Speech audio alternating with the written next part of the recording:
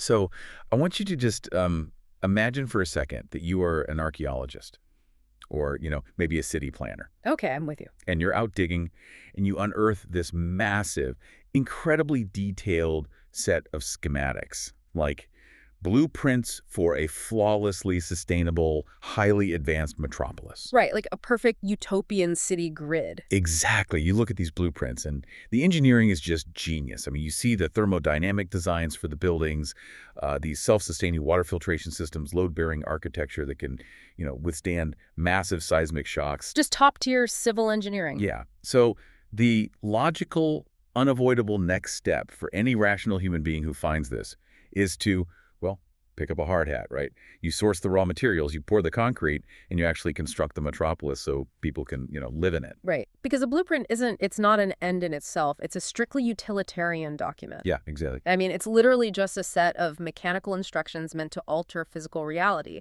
So if it doesn't result in actual construction, it's functionally useless. But, and this is the wild part, when we shift our gaze to the landscape of historical religious practice, that logical sequence is just completely abandoned. Oh, entirely. We observe these societies that have inherited a breathtakingly advanced structural blueprint for, like, sweeping socioeconomic justice. Yeah. But instead of laying the foundation, instead of building the socioeconomic aqueducts and the load-bearing walls of justice, they do something totally irrational. They just frame it. Yes, they just take the blueprint, frame it in gold, hang it on the wall of the mud hut, and sit in the dirt singing songs to the schematic. Which is, I mean, it's objectively absurd. It's totally absurd. Yeah. They literally chant the mathematical formulas of the aqueduct, hoping the chanting will just magically cause clean water to materialize in their cups. And that right there is the ultimate manifestation of what the source material calls the ritual trap. The ritual trap. Yeah. It's a state of total self-induced civilizational paralysis.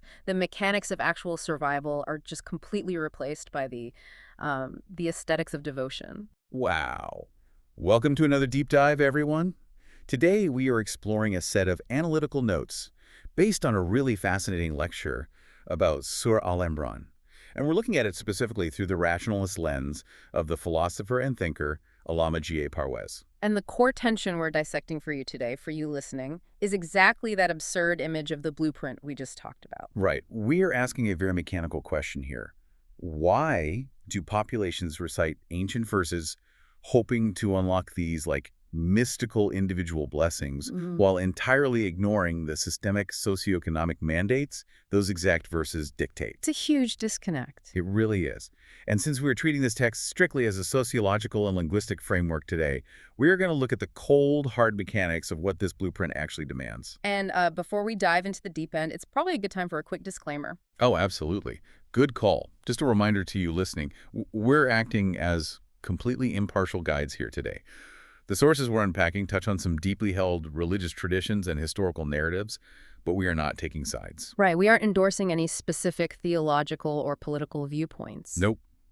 We are simply here to unpack the fascinating rationalist framework presented in Parwez's original notes.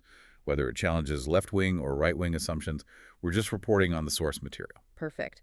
So to really understand the mechanics of this blueprint, we first have to recognize a massive historical divergence that Parwez identifies right at the beginning of the text. Okay, lay it out for us. The notes draw an uncompromising boundary between two opposing paradigms, and you really have to get this to understand anything else we talk about today. It's the difference between Mazhab and Deen. Mazhab and Deen. Okay, so what is Mazhab? So Mazhab is what we generally conceptualize as manufactured traditional religion.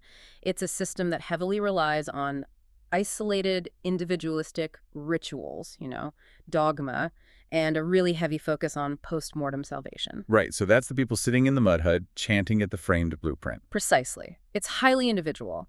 In contrast, Parwez's rationalist framework argues that the Quran does not actually present a madhab.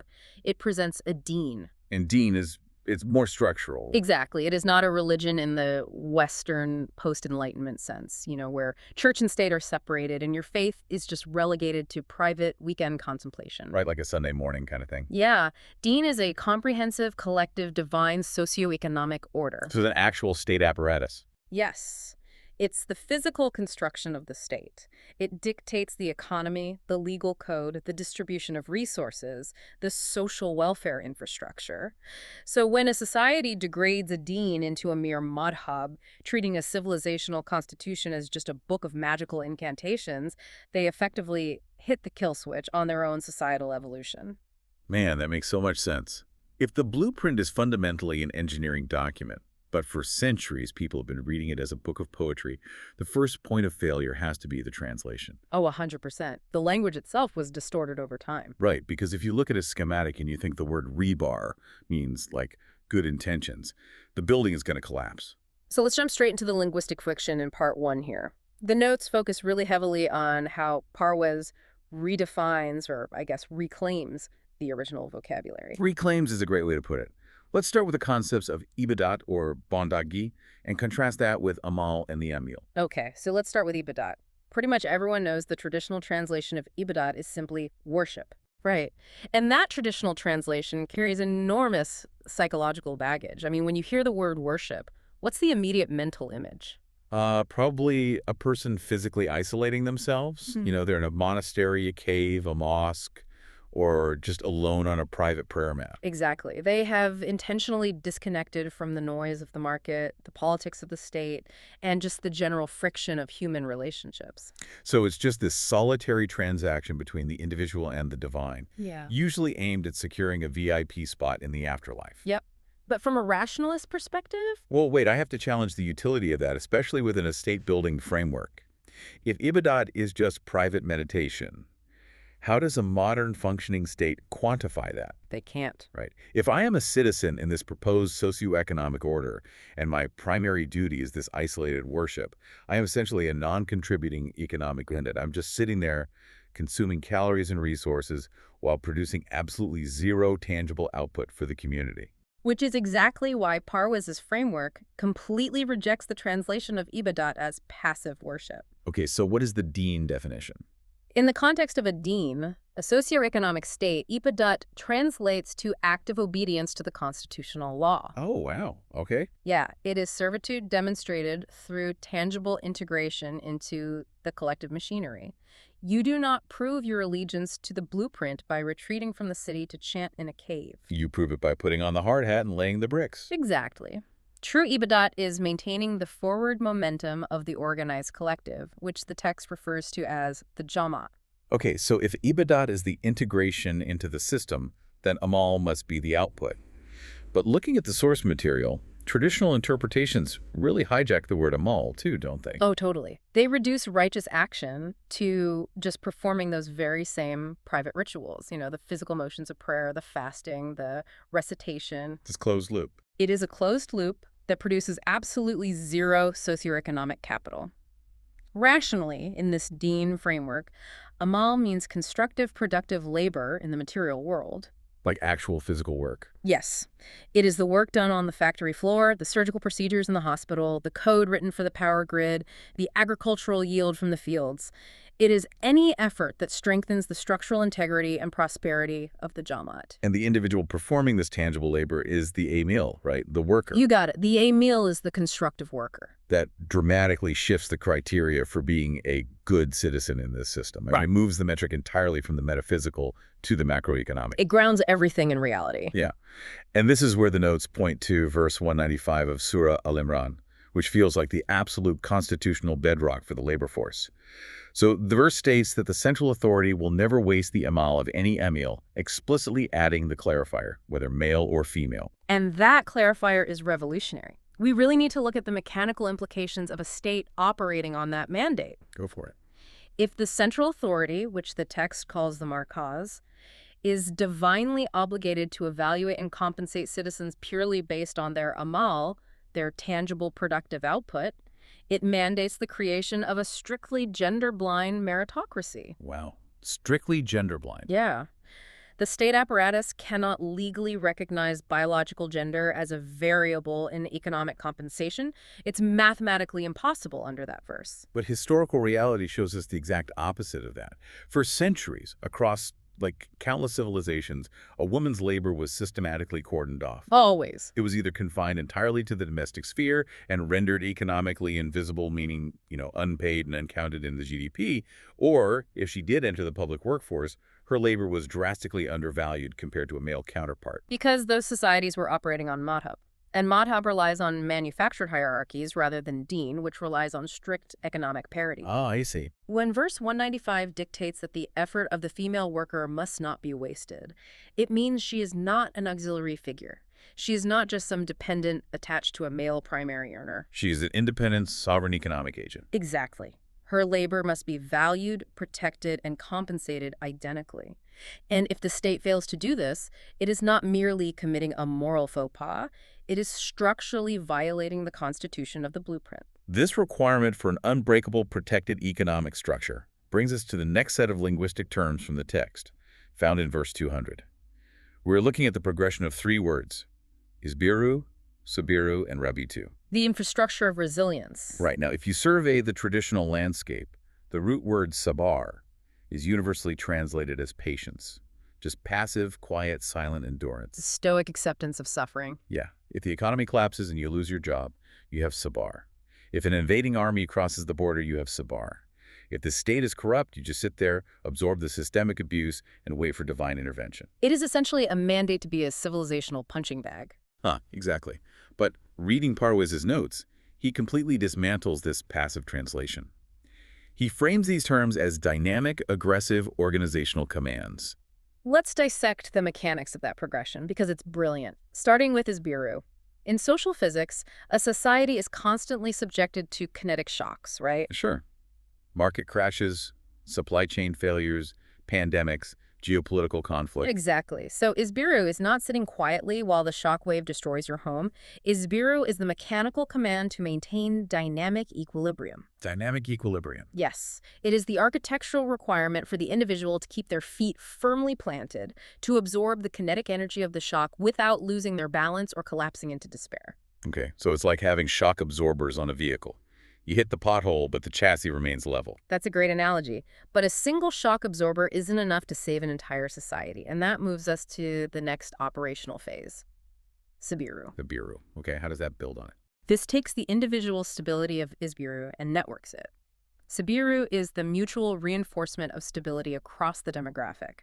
It is an active competition in steadfastness. Wait, what does that look like in practice? It means I am aggressively monitoring your stability, and you are aggressively monitoring mine, and we are mutually expending resources to ensure neither of us falls over when a shock hits. That sounds great in theory, but human nature under stress is notoriously selfish. I mean, in a severe crisis, say a certain hyperinflation event or a massive famine, the instinct isn't to mutually reinforce your neighbor. No, it's panic. Right. The instinct is to hoard resources, barricade your door, and just save yourself. So how does this blueprint structurally force a population to overcome that biological imperative of selfishness and actually execute sabiru? It forces it through the culmination of the progression, the third term, rabitu. Or buku. Rabitu isn't just a moral suggestion, it is the establishment of hard institutional infrastructure. Parwez uses a highly winged metaphor for this in the notes. Oh, I love the metaphors in this text. What is it? Imagine a raging, turbulent river. The water pressure is immense. This river represents those catastrophic socioeconomic shocks we talked about. Now, if you try to cross that river as an isolated individual, utilizing only your personal isbiru, your individual shock absorbers, the mathematical probability is that the water pressure will overcome your friction against the riverbed. And you will just be swept away and drowned. Exactly. Your individual shock absorbers fail. But Rabitu translates to physically binding together. It is the command to form an unbroken, interwoven lattice of human beings, physically and economically linking arms. You cross the river together. Yes, because when you link arms, you distribute the kinetic force of the river across the entire surface area of the collective. If one person loses their footing, if they face sudden unemployment or medical bankruptcy, the people on either side of them, the institutional safety nets, bear their weight and keep their head above water. They cross the raging river as a single, synchronized macroorganism. Exactly. Man, that completely obliterates the ritual trap.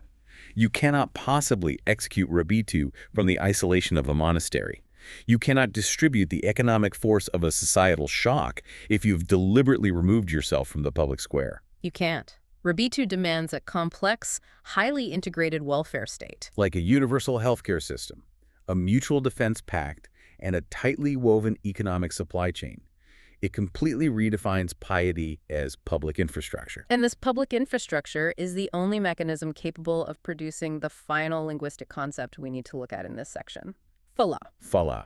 Okay, and traditionalists usually translate falah as what? Abstract spiritual salvation. Yep. It's typically viewed as the VIP ticket to a post-mortem paradise, which you earn by accumulating enough ritualistic points. Right. But the text notes that falah shares its etymological root with the Arabic word for agriculture, or a farmer.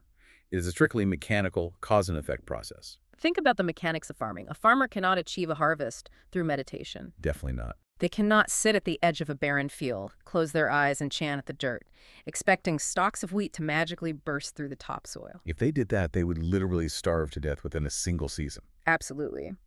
To achieve falah, the farmer has to engage in rigorous, scientifically precise labor. They must test the soil chemistry. They must select the optimal seeds. They manually plow the earth, plant the seeds at the correct depth, engineer an irrigation system to deliver water, and then spend months violently protecting that crop from pests, blight, and drought.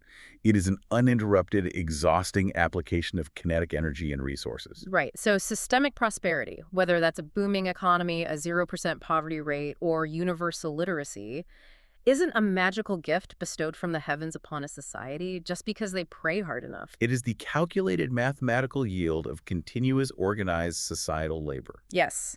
If you build the infrastructure of Rebitu, and everyone contributes their amal, the harvest of falah is a mechanical certainty. You are basically terraforming the society into a paradise through economics and justice. But, and this is a big but, this brings us to a severe operational bottleneck in part 2 of our discussion. Let's hear it. If society is a vast agricultural machine designed to produce this harvest of falah, we have to look at who is actually allowed to operate the machinery. Historically, civilizations have a catastrophic tendency to deliberately exclude massive swaths of their own population from the decision-making processes, the economic markets, and the state apparatus. Which transitions us perfectly into the core constitutional bedrock of this blueprint, the mandate of indivisible parity. Indivisible parity. Yeah. If we are talking about who gets to operate the machinery, Parwez's notes hinge heavily on a specific revolutionary phrase, adukumin bad. Which translates to, you are of one another. Right. Now, in the traditional commentaries, this phrase was heavily diluted. It was minimized to mean nothing more than common biological lineage. Just a polite reminder that technically all human beings share a distant common ancestor. Which feels really weak for a constitutional document. It is weak. And this dilution was intentionally engineered to protect and justify fabricated patriarchal hierarchies.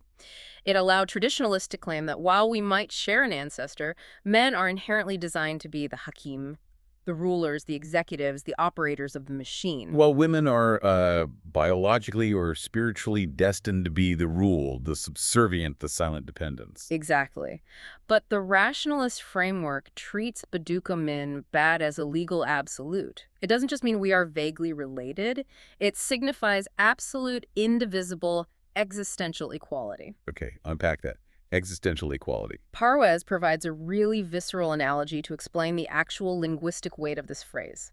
Imagine taking two distinct, separate lumps of clay. Okay, 2 lumps of clay. You place them together and you begin to knead them. You fold them into each other over and over, applying immense pressure until they are so thoroughly molecularly integrated that it is completely impossible to distinguish the original parts. Like you literally can't tell them apart anymore. Right. You can no longer draw a line and say, this microscopic particle belongs to lump A, and this one belongs to lump B. They have become a single, unified entity. And critically, because they are indistinguishable, you cannot legally or philosophically declare that one element of the clay is inherently superior to the other. Wow. Applying that to the constitutional framework of a state, it means that society cannot operate a gender-based caste system. It's structurally forbidden. Men and women are exactly the same human species, forged from the same existential clay, and therefore the blueprint mandates they must operate shoulder to shoulder. The Persian term used in the notes is dash-ba-dash. Dash-ba-dash, shoulder to shoulder. And this integration must occur in absolutely every sphere of existence, right? Without exception, the economic sector, statecraft, the judiciary, foreign diplomacy, industrial manufacturing, and even the physical defense of the state's borders. There is no department of human endeavor from which a woman can be structurally or legally excluded. Okay, I have to stop you here, because if I am listening to this, a glaring, massive contradiction is just staring me in the face. I know exactly where you're going with this. If this foundational blueprint is so explicit, if it mathematically demands absolute, indivisible equality and shoulder-to-shoulder integration across all sectors, how did we end up with a historical reality? The million-dollar question. I mean, we were talking about regions and centuries where extreme gender segregation, the erasure of women from public life, and intensely oppressive patriarchal systems became the unquestioned norm.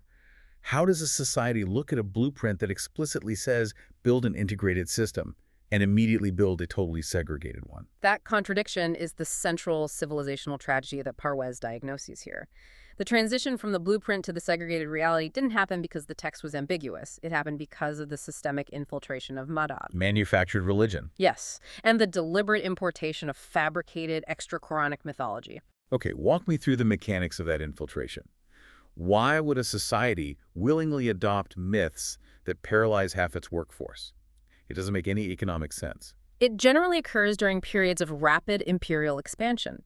When early Islamic empires expanded, they conquered and absorbed adjacent, heavily patriarchal cultures, Byzantine, Sassanid, and others. Right. To pacify these massive new populations and consolidate political control, the ruling elites and the traditionalist clergy began a process of syncretism.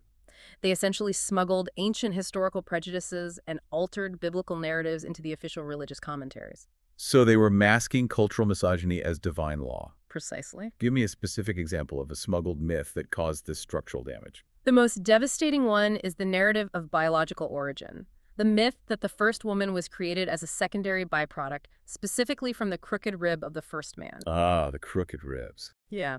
And accompanying this is the concept of the woman as the primary vector for original sin. The inherently deceitful temptress who caused humanity's expulsion from paradise. The psychological payload of those myths is staggering. It completely overrides the Baduko Min Bade clay metaphor. It shatters it entirely. It replaces the concept of indivisible equal clay with the concept of a primary, perfect male and a secondary, structurally defective, morally dangerous female. And just to be clear, the rationalist framework adamantly insists the Quran absolutely rejects both the crooked rib narrative and the concept of gendered original sin. Right. They aren't in the text. Exactly. But once those myths were institutionalized by traditionalists, they provided the theological justification for a patriarchal dictatorship. And the macroeconomic damage is superseded only by the psychological devastation inflicted on the population. Yeah, the notes refer to this as the systematic manufacturing of an inferiority complex. I really want to dive deep into the real-world mechanics of this. Imagine the neurodevelopment of a young girl born into a society operating on these smuggled myths. It's heartbreaking. It really is. From the moment she acquires language, the educational curriculum, the cultural idioms, and the religious pulpits constantly bombard her with the messaging that her very ontology is crooked. Yeah. She is taught that her physical presence in the public square is a moral hazard. She is conditioned to believe her highest civilizational value is to remain invisible, silent, and compliant. You are actively, deliberately convincing a human being of her own existential worthlessness before her brain has even finished forming. You are intentionally lobotomizing the intellectual potential of your own nation. And to enforce this psychological subjugation, historical societies weaponized a profoundly flawed logic under the guise of protecting public morality. Oh, this logic drives me crazy. It's so backward. They argued that because women were inherently a temptation, their mere presence would corrupt the men. Therefore, the only logical solution was to physically remove women from the Jama'at, lock them inside their domestic enclosures, and segregate the entire society. There is an analogy in the source material regarding this logic that is brilliantly sharp, and it perfectly exposes the absurdity of the traditionalist mindset. Oh, what is it? The text points out that locking women away to prevent men from committing immoral acts is exactly like a city deciding to combat a rise in burglaries by locking all the innocent citizens inside their homes forever, instead of simply deploying the police to arrest and reform the thieves. That is exactly what it is. It is civilizational victim blaming masquerading as piety. Perfectly said. Rather than holding the perpetrators accountable, rather than demanding that men exercise basic psychological self-regulation and face severe legal consequences for their lack of discipline, the society chooses to permanently paralyze half of its own population. And the mathematical reality of social physics is that you cannot paralyze 50% of your demographic without sending the entire society into a death spiral. Which brings us to the two-wheeled vehicle metaphor, and I want to expand on this because it visualizes the social physics so clearly. Yeah, let's unpack that. Imagine a nation's economy and social infrastructure as a massive vehicle. By the laws of physics, this vehicle requires two functioning wheels to move forward in a straight line, the male demographic and the female demographic. What Parwez argues is that for a millennium, these traditionalist societies have been trying to drive their civilizational vehicle in the global race while intentionally slashing the tire of the left wheel. Or removing the wheel entirely and locking it in the trunk. Exactly. You don't need a degree in mechanical engineering to know what happens when you hit the gas on a one-wheeled car. It doesn't matter how powerful the engine is. Nope. It doesn't matter how much you over-engineer the remaining right wheel, how much education, capital, and power you pump exclusively into the male population. The vehicle will not move forward. The asymmetrical friction will just cause it to violently spin in circles, digging a deeper and deeper rut into the dirt until the axle snaps and the vehicle collapses. It is a structural impossibility to achieve falah, that agricultural harvest of systemic success we talked about, if half of your workforce is confined. If half of your national intellect is suppressed, and half of your organizational chain is missing. You cannot execute the Rabitu maneuver of linking arms across the raging river if 50% of the population is legally barred from standing on the riverbank. The chain will snap immediately, and the society will be swept away by the currents of global competition. So we have established the translated vocabulary, and we have laid down the constitutional bedrock of indivisible parity. Now, in part 3, we have to look at the actual engine of the vehicle. The nuts and bolts. Right. How does this theoretical equality translate into tangible wealth, resource distribution, and the daily operations of a functioning state? Let's examine the Nizam-e-Rububiyat, the system of universal sustenance, and the role of the Markaz, the central authority. Okay, so the Markaz is the executive branch of this blueprint. Its primary, unyielding directive is to operate the Nizam-e-Rububiyat, ensuring that the basic necessities of life, the resources required for the development of human potential, are universally accessible to every single citizen.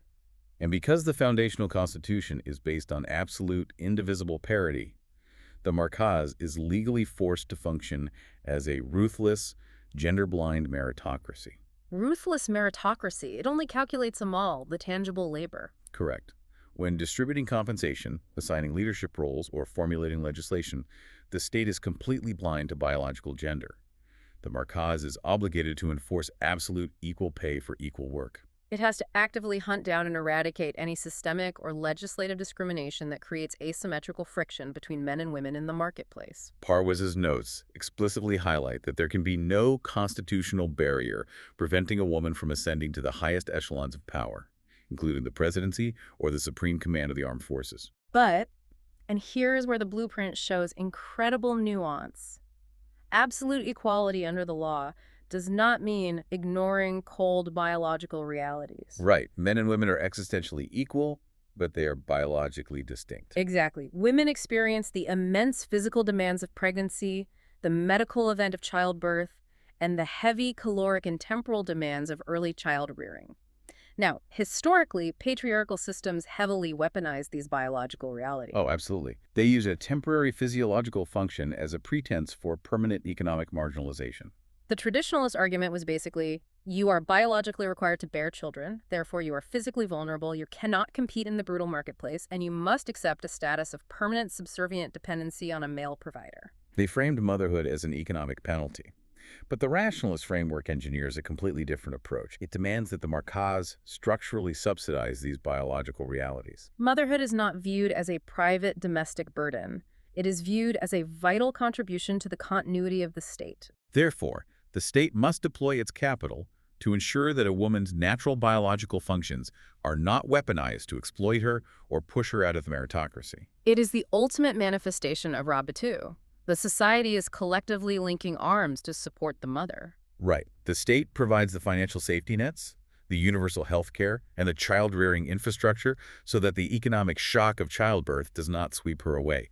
The system absorbs the kinetic cost, ensuring she retains her sovereignty and can seamlessly reintegrate as an amil, a fully compensated worker in the public sphere. But a system like this, a hyper-integrated, perfectly egalitarian welfare state, requires immense psychological discipline from its citizens. Yeah, you could draft the most progressive, mathematically flawless laws in the world.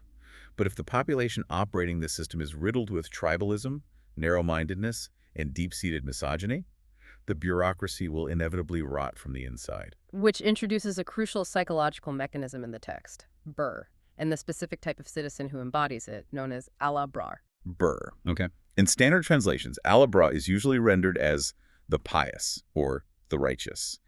And again, that brings up the image of someone who is just very meticulous about the physical mechanics of their private prayers. It's a very localized behavioral definition, but Parwez's rationalist analysis looks at the deep etymology of the Arabic root word for burr.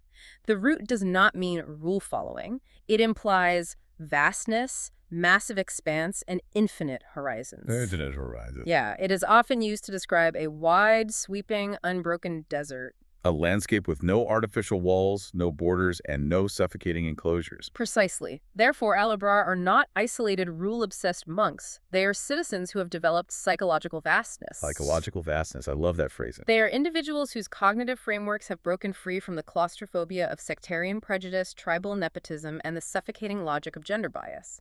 They look at the society and humanity at large through a vast, unprejudiced, systemic lens. Think of a modern corporate boardroom or a parliamentary session. A leader without burr looks at a policy and asks, how does this enrich my specific tribe, my gender, or my immediate faction? Well, a leader with burr asks, how does this optimize the entire macroeconomic lattice of the Jama'at? But the obvious question then becomes, how do you manufacture a population of al-ibrar? I mean, human beings are not naturally born with vast, unprejudiced visions. We are biologically wired for tribalism, in-group favoritism, and petty biases. It's a huge hurdle. If the blueprint requires psychological vastness to function, how does the state actually engineer that mindset across millions of people without resorting to authoritarian mind control? The notes emphasize that this requires a total, aggressive overhaul of the educational curriculum. It has to be a deliberate generational process of psychological rehabilitation. Wow. The state must systematically identify and purge the imported misogynistic literature and the fabricated Mazhab myths from every textbook, every classroom, and every public forum. But practically speaking, how do you execute a purge of deeply held cultural myths without triggering a massive civil war with the traditionalists? I mean, people will riot if they feel their ancient narratives are being erased. You don't execute it through violent suppression or burning books. You execute it by shifting the macroeconomic incentives. Oh, that's smart. The Markaz links survival and prosperity entirely to a mal-tangible output.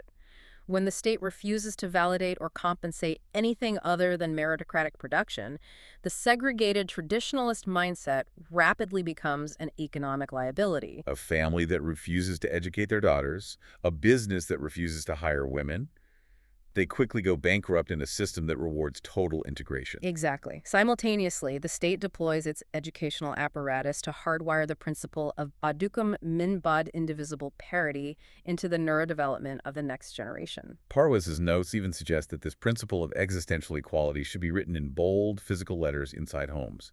It is about environmental conditioning. A young girl must grow up in an ecosystem that continuously verifies her status as a sovereign, indispensable stakeholder in the nation's destiny. And equally important, a young boy must be conditioned from birth to view her through that vast, unprejudiced lens of burr. You are literally rewiring the synaptic pathways of the population to make prejudice feel unnatural. Only then can the machinery of the state operate without the friction of bias. But we must confront the alternative in Part 4. Right. What happens when a society looks at this blueprint, understands the requirement for burr and absolute parity, and simply refuses to comply? What if they stubbornly insist on driving the vehicle with only one wheel, clinging to their fabricated myths because the patriarchal power dynamic is just too comfortable to surrender? That brings us to the social physics and the uncompromising mechanics of the law of requital. In the text, this is known as mukafati amal. It is the universe's ledger of cause and effect. But there is a specific phrase associated with this law that usually terrifies people. Sariul hisab. Yeah. If you ask a traditionalist to define serial hisab, they will frame it as an eschatological threat. It is commonly translated as God being swift in taking account on the day of judgment. The psychological framing is basically, you might get away with oppressing women and exploiting the poor in this physical world, but just wait until you die. God will swiftly punish you in the metaphysical afterlife. It defers justice to an invisible timeline. But the rationalist framework yanks that concept out of the clouds and slams it right onto the present physical timeline. Yes. In social physics, serial hisab is not a threat about the afterlife. It represents the swift, accumulative compounding effect of the law of requital in this material world. It is the instantaneous, uncompromising mathematical ledger of the collective society. Every action, every policy, every systemic exclusion immediately generates a measurable reaction in the macroeconomic environment. Let's expand on the physics analogy, specifically aerodynamic drag, to really visualize how serial hisab operates. Imagine an aerospace engineer designing a commercial airliner. They have the optimal blueprints. But due to some bizarre cultural tradition, the society building the plane decides they don't believe in the left wing. They view the left wing as inherently defective, dangerous, and something that should be kept hidden away inside the hangar to protect the moral purity of the passengers. So they construct the aircraft with only the right wing. They are deliberately creating massive aerodynamic asymmetry. Exactly. Yeah. And to compensate, they pour all their engineering budget into the right wing. They make it incredibly strong. They put massive engines on it, hoping brute force will overcome the missing left wing. Then they taxi onto the runway and try to take off. What happens? The plane experiences catastrophic yaw and roll. The thrust from the right wing with no counterbalance forces the aircraft into an uncontrollable spin, and it violently crashes into the tarmac before it even leaves the ground. And here is the vital point. Gravity and aerodynamics do not care about the society's cultural traditions. They don't care at all. The laws of physics do not care how many religious rituals the pilots performed in the cockpit before turning the ignition. The physics do not care about their sincere, heartfelt belief that the left wing belonged in the hangar. Physics operates on strict, uncompromising, instantaneous cause and effect. That immediate violent crash, that is serial hisab. It is the inescapable mechanical precision of civilizational evolution. Parwez uses this exact framework of social physics to deliver a devastating empirical diagnosis of historical realities. He looks at the long-term geopolitical decline, the severe moral decay, the intellectual stagnation, and the pervasive subjugation of historically Muslim societies, and he does not attribute it to a mysterious divine curse. No. He attributes it directly to mechanical failure. By abandoning the Quranic parameters of indivisible gender equality, by intentionally marginalizing their women and choosing to fly a one-winged airplane, they actively violated the law of requital. They engineered their own collapse. And the result is not a theological mystery, it is a mathematical certainty. They reaped the natural compounding consequence of global defeat. A nation simply cannot achieve economic sovereignty, intellectual dominance, or systemic resilience when half of its demographic is systematically convinced of its own inferiority and barred from the socio-economic machinery. The compounding drag of that inefficiency guarantees that the society will be conquered or dominated by nations operating with greater systemic parity. You know, as heavy and devastating as that historical diagnosis is, I actually find a profound, almost radical sense of empowerment in this takeaway. Oh, absolutely. Think about the psychological shift here. If your society is failing, if the economy is in shambles, if corruption is rampant, if you are geopolitically humiliated, it is not because you are cursed by the heavens. It is not because the stars are misaligned or because the divine is inexplicably angry with you. It's a blown gasket. It's a severed fuel line. It's a mechanical failure. Yes. It is a mechanical failure in the social physics. And the beauty of a mechanical failure is that it can be fixed. Right. If you realize your airliner is crashing into the runway because you left a wing in the hangar, you don't sit on a prayer mat in the wreckage and ask for a magical hover car to descend from the clouds. You go get the wing. You bolt it back onto the fuselage. You return to the original blueprint. Yeah. You completely rebuild the society based on absolute justice, indivisible existential equality, and the uncompromising productive labor of every single citizen, male and female, operating shoulder to shoulder. The permanent value established in today's analysis is stark and undeniable. True devotion. The actualization of Deen is not found in isolated private ritualism. It is found in collective socioeconomic integration. A society's survival, its prosperity, its ability to achieve that agricultural harvest of falah is mathematically inextricably tied to its enforcement of economic and gender justice. You simply cannot separate the spiritual mandate from the systemic mechanics. We have covered an immense amount of ground today. We've completely dismantled the traditional translations, shifting from passive worship to active labor. We have examined the constitutional bedrock of the indivisible clay, the Badukum min Bad. We've seen how Surah Al-Imran culminates in the demand for Rabitu, the unbreakable organizational lattice linking arms across the river of societal shocks. But analyzing this blueprint naturally forces a massive, pragmatic, next step question. I can see the bureaucratic gears turning in your head. Well, it's one thing to philosophically declare absolute equality as a constitutional principle. It is an entirely different beast to actually run a massive, complex nation-state. How does a society transition from high-level architectural concepts to drafting the specific, concrete legal statutes required to protect the vulnerable? Right. When human friction inevitably occurs, what does the actual day-to-day legal framework of this equality look like in a courtroom? And that precise bureaucratic necessity is what leads perfectly into the very next lecture in Parwez's series. That subsequent analysis focuses on Surah An-Nisa, which is chapter 4 of the text. Oh, perfect. That chapter operates as the legal codification of everything we've discussed today. It begins by establishing the single existential source of all humanity to lay the absolute, undeniable, unloopholable groundwork for universal human rights. It represents the critical transition from the constitutional blueprint to the actionable legal statutes. I am incredibly eager to dive into the legal mechanics of that one. But before we wrap up today's exploration, I want to leave you, our listener, with a final, slightly provocative thought to mull over. Let's hear it. We spent a lot of time today dissecting the agricultural metaphor of falah, the reality that our societal successes and our societal failures are simply the mathematical compounding harvest of our collective actions, operating with the swift, scientific precision of serial hisab. So I want you to step back and look at the soil of your own immediate environment. Look at your workplace, your local community, your corporate boardroom, or your family structure. What specific seeds are you currently actively planting through your daily interactions and policies? Are you structurally planting seeds of expansive vision, of Burr and indivisible parity? Or are you, perhaps unconsciously, planting the seeds of narrow-mindedness, tribalism, and subtle exclusion? Because the law of requital is absolute, and it guarantees that whatever crop you're planting will inevitably grow. And when the timeline reaches its conclusion, the question remains, are we truly prepared for the harvest we are mathematically guaranteed to reap? Thanks for joining us on this deep dive. We'll see you next time.